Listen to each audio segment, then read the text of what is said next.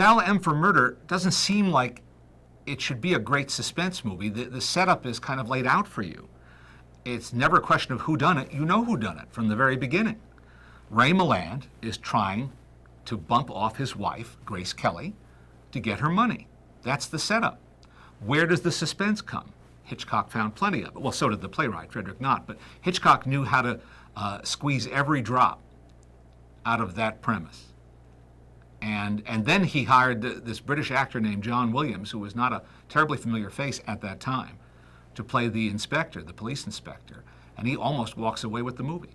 Alfred Hitchcock loved setting himself a challenge and then meeting it, putting hurdles in his own path and then clearing them. Here's a story that essentially takes place in an apartment and was a stage play, so it was meant to be confined to one set or a variation on one set.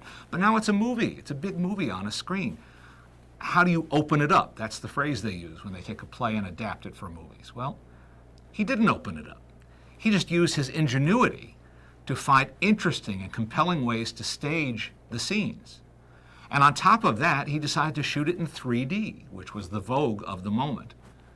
It passed very quickly, but at that moment it was a hot thing, and this was a Warner Brothers movie, and Jack Warner was sold on 3D. Hitchcock wouldn't give him the gimmicks that he would have liked.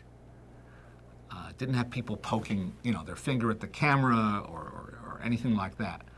But he gave Mr. Warner one unforgettable moment at the moment of the murder. And that's the moment you remember. Hitchcock was so audacious. He would do these things in a way that no one else would dare to, that some people would call cheesy, calling attention to themselves. But they always worked in the service of the story, and they always drew you in.